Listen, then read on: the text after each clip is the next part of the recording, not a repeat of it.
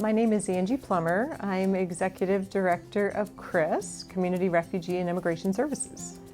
So in college, I was an international studies major, and so I had this inherent interest in foreign language and other cultures. I did some travel abroad. I studied in Germany one summer and met a lot of Africans in my program, and then in law school, I did an internship at Legal Aid, and I knew with my law degree I wanted to do something like public interest related. And so didn't really have a specific idea in mind. I thought I wanted to work for the UN. That wasn't really practical. I wanted to go in the Peace Corps. Wasn't actually qualified to do anything in the Peace Corps even after all that higher education.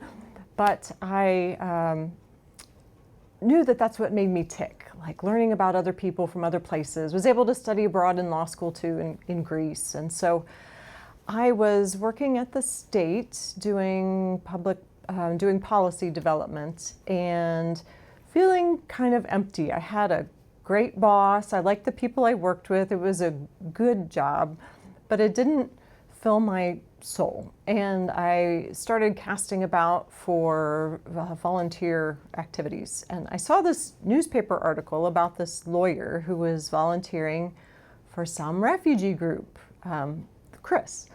And so I called and asked if I could volunteer and talk to Jane McGrew, who was our founder, and said, could I come and volunteer? And she said, sure. And I didn't know anything about immigration law at the time, but figured I could learn. And with some help from Dave, who was the lawyer, I got my foot in the door. And at that time, I just was a volunteer.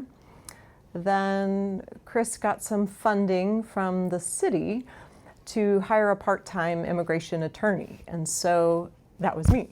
I couldn't really afford to leave my state job at that time. Needed, all those practical things like insurance benefits. And so I wasn't married and didn't have kids at that time, so I did both jobs. My boss at the state was really supportive and said, all right, we'll cut your hours back here to 30. So I worked at CRIS and at the state for some time until CRIS became a resettlement agency for Church World Service, and I started that program and left my state job. Our original director was Kam Singh Rajmuntri, and Kam Singh was an elder at the Lao temple who helped us get that initial garage space. And Kam Singh was a social worker at heart and very, very beloved in his community and helped lots of folks.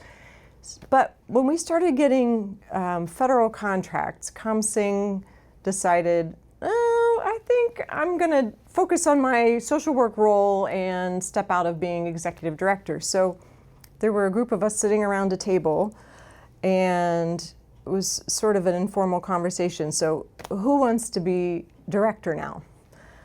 And I said, well, I'll do it for a little while if Jane will help me. Jane, our founder. And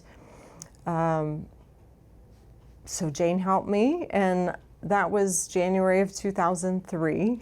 And I never seemed to get myself out of that. But I did manage to continue to do some direct service to clients, which was important for me, and I've always at least said, and I think that it's true, that it helps to give me a perspective and a credibility with the clients and the staff that I am working and hearing stories from the people that we're serving. And I also really enjoy it. And that's been my goal all these years, to have our actions speak for us and to develop, a reputation in the community. And I hope with staff so that people can trust us. And, I hope I've developed that with our staff and community. I feel so lucky to have spent my professional life working alongside the most extraordinary people who go the proverbial extra mile to make sure that others who are vulnerable have what they need.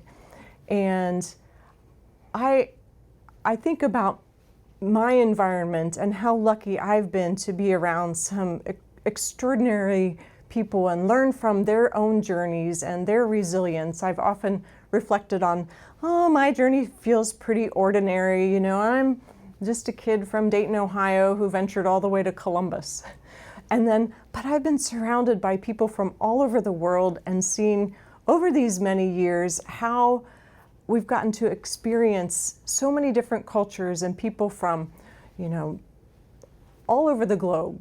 You know, in early days, largely it was Somalis, and then we had many from the Middle East and Bhutanese, Nepali, and all the Horn of Africa, many countries in the Horn, and then Afghanistan, Ukraine. So being able to experience all of those cultures and meet people from all those places is pretty extraordinary to do right here in Columbus. I remember telling my dad that for Christmas one year, I wanted an immigration textbook. This is, you know, in the way back. And he said, why? Are you planning to move somewhere like New York City? And I said, well, I think I can do it here in Columbus.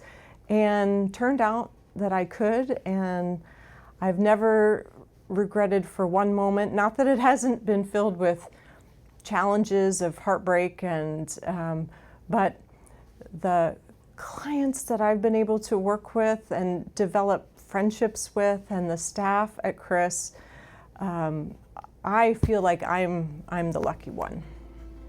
And I have had experienced so much joy as we're thinking about this 30 years of CRIS, scrolling back through my phone photos to, you know, spark memories. And so walking down this memory lane, both on my phone and in my mind and in my heart, has been such a joy to remind me that CRIS is bigger than this moment of difficulty that we're experiencing. CRIS is an institution of welcome and joy and partnership that I am so thankful to be a part of, and we'll continue to take photos of our CRIS potlucks. And boy, I should have done a whole montage of food over the years with CRIS. That is something to be celebrated for sure.